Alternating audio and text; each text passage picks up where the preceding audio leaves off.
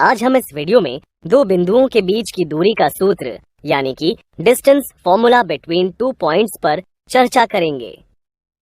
यदि आपको कहा जाए कि आपका घर मंदिर से 15 किलोमीटर पूर्व व 20 किलोमीटर उत्तर की ओर स्थित है, तो क्या आप मंदिर से घर के बीच की दूरी ज्ञात कर सकते हैं? सबसे पहले हम इसको आलेखीय रूप में प्रदर्शित करते हैं, जो हमें कुछ इस तरह से दिखाई देता है, जहां बिंदु O को मंदिर तथा B को घर से प्रदर्शित किया है। माना बिंदु O मूल बिंदु 0, 0 पर स्थित है। यदि बिंदु O को बिंदु B से मिला दें, तो यहाँ एक समकोण त्रिभुज यानी कि राइट एंगल्ड ट्रायंगल प्राप्त होता है। यहाँ रेखा OB मंदिर और घर के बीच की दूरी बताते हैं। क्या इस समकोण त्रिभुज को देख आप कुछ बता सकते हैं? शाबाश!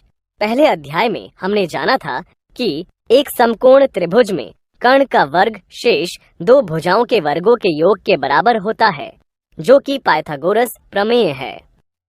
यहाँ इस आलेख में पाइथागोरस प्रमेय का उपयोग करने पर मूल बिंदु O से B के बीच की दूरी 25 प्राप्त करते हैं। अतः मंदिर व घर के बीच की दूरी 25 किलोमीटर होगी। अब यदि आपका विद्यालय घर से 20 किलोमीटर पूर्व व 30 किलोमीटर उत्तर की ओर स्थित है, तो क्या आप घर व विद्यालय के बीच की दूरी ज्ञात कर सकते हैं? आइए साथ मिलकर इसे हल करते हैं। जैसा कि हमने देखा कि आलेख से बिंदु B के निर्देशांक यानी कि कोऑर्डिनेट्स x अक्ष से 15 तथा y अक्ष से 20 प्राप्त होते हैं, तब माना बिंदु B के निर्देशांक 15 को x1 से तथा 20 को y1 से प्रदर्शित करते हैं। उसी प्रकार विद्यालय यानी कि बिंदु D के निर्देशांक x अक्ष से 35 तथा y अक्ष से 50 प्राप्त होंगे। तब बिंदु D के निर्देशांक 35 को x2 से तथा 50 को y2 से प्रदर्शित करते हैं। चूंकि अब हमें इन दोनों यानी कि बिंदु B और D के बीच की दूरी ज्ञात करनी है, इसके लिए बिंदु B और D से x अक्ष पर क्रमशः लंब यानी कि परपेंडिकुलर BP और DQ डालते हैं और साथ ही बिंदु B से DQ पर एक अन्य लंब डालते हैं, जो कि DQ को बिंदु R पर प्रतिच्छेद करती है। क्या आप बिंदु P और Q के निर्देशांक बता सकते हैं? शाबाश! बिंदु P और Q के निर्देशांक क्रमशः 15 व 0 और 35 व 0 हैं। यहाँ OP बराबर x1, OQ बराबर x2 हैं।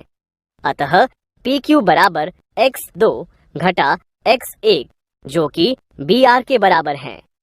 तथा साथ ही आलेख में ध्यान से देखें तो QD बराबर y2 और QR बराबर y1, जो कि PB के बराबर हैं। अतः RD बराबर y2 घटा y1 होगा। इसलिए त्रिभुज BRD में पाइथागोरस प्रमेय का उपयोग करने से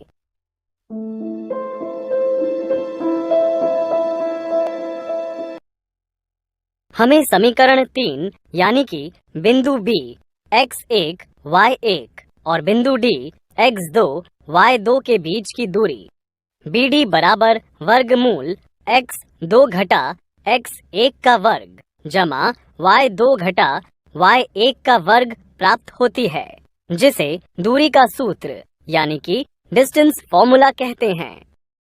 क्योंकि दूरी सदैव ऋणेतर यानी कि नॉन नेगेटिव होती है, इसलिए हम यहाँ केवल धनात्मक वर्गमूल लेंगे। अब समीकरण 3 में x1 y1 तथा x2 y2 के मानों को रखते हैं, जिससे बिंदु B और D के बीच की दूरी 10 वर्गमूल 13 प्राप्त होती है।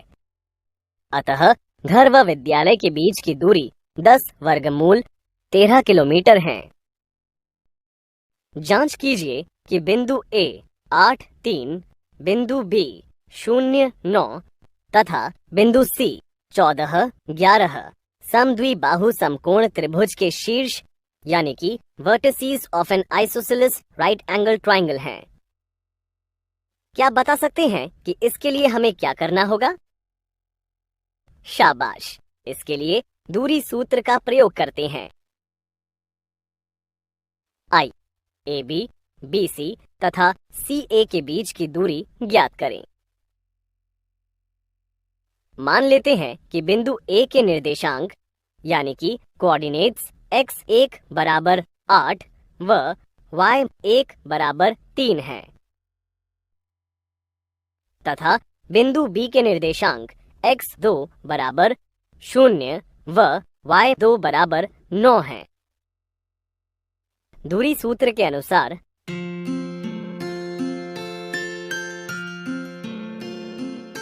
हमें AB का मान 10 प्राप्त होता है।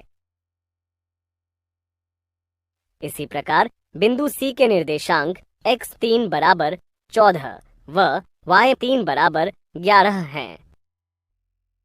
दूरी सूत्र के अनुसार हमें BC का मान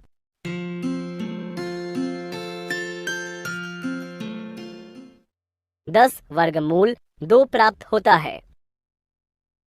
इसी प्रकार क्या आप दूरी सूत्र का प्रयोग करके आप CA का मान ज्ञात कर सकते हैं?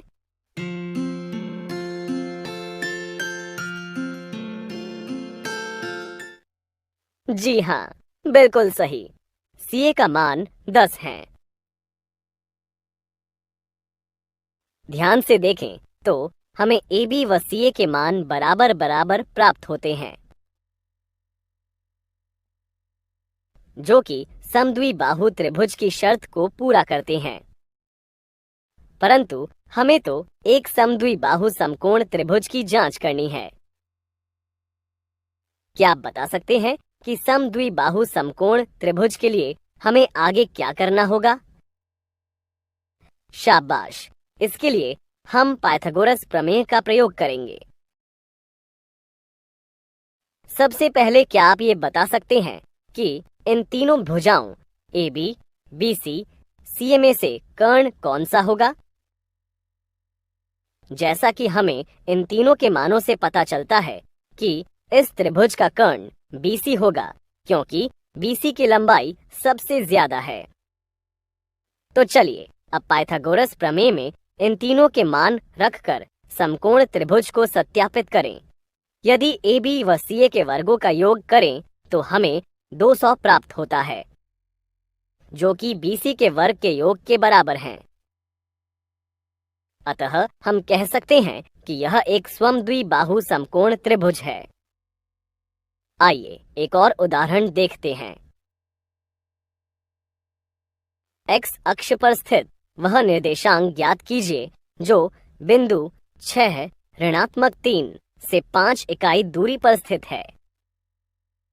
हल करने के लिए वीडियो को रोकें तथा बाद में उसका वीडियो से मिलान करें। क्या आप बता सकते हैं सबसे पहले हमें क्या करना होगा? सही जवाब। इसके लिए हम दूरी सूत्र की सहायता लेंगे। सबसे पहले मान लेते हैं कि x अक्ष पर स्थित निर्देशांक x 0 है। यहाँ हमें एक अन्य निर्देशांक बिंदु 6 व ऋणात्मक 3 दिया गया है, जिसके पहले बिंदु 6 को x1 व ऋणात्मक 3 को y1 से प्रदर्शित करते हैं। इसी प्रकार x अक्ष के बिंदु x2 व 0 को y2 से प्रदर्शित करते हैं। ध्यान रहे कि यहाँ दूरी का मान पहले से ही दिया गया है। दूरी सूत्र में सभी मानों को रखने पर एक समीकरण मिलती है। इस समीकरण के दोनों पक्षों का वर्ग करने से हमें एक द्विघाती समीकरण यानी कि क्वाड्रेटिक इक्वेशन प्राप्त होती है। आपको याद होगा कि द्विघात समीकरण ज्ञात करने की कई विधियों का अध्ययन हम पहले ही कर चुके हैं।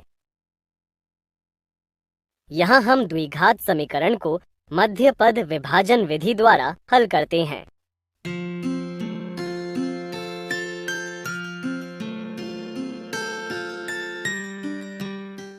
जिससे हमें x के दो मान x बराबर 2 व 10 प्राप्त होते हैं। अतः हम कह सकते हैं कि x अक्ष पर दो निर्देशांक 2, 0 और 10, 0 स्थित यदि बिंदु P बिंदुओं Q और R से समदूरस्थ यानी कि इक्विडिस्टेंट है, तो A का मान निम्न विकल्पों में से क्या होगा? इस प्रश्न को दूरी सूत्र द्वारा हल करने के लिए वीडियो को रोकें और फिर अपने उत्तर का मिलान करें। प्रश्न से हमें पता चलता है कि बिंदु P बिंदु Q व R से समदूरस्थ है।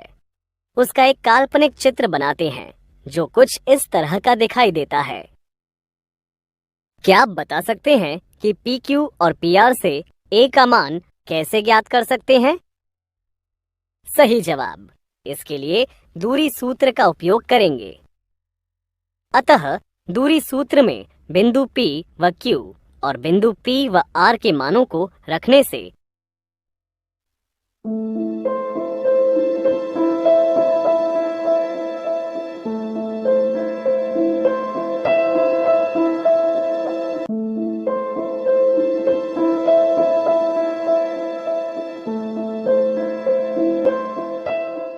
A का मान 7 प्राप्त होता है, अर्थात विकल्प 2 सही उत्तर हैं। यदि आपने विकल्प 1 का चयन किया है तो यह अच्छी कोशिश है, परंतु यह गलत उत्तर है,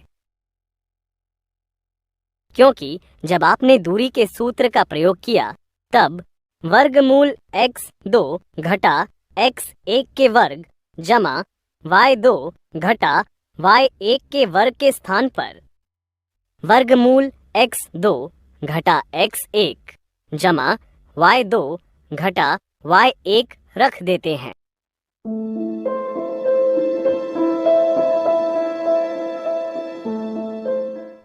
जिसकी वजह से आपको एक चर रहित कथन मिलता है जो कि असंभव है।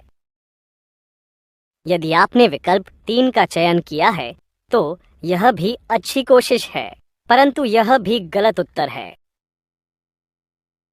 क्योंकि आपने वर्गमूल x2 घटा x1 के वर्ग जमा y2 घटा y1 के वर्ग के स्थान पर वर्गमूल x2 घटा y2 का वर्ग जमा x1 घटा y1 का वर्ग रख देते हैं और उसी आधार पर आगे हल कर देते हैं।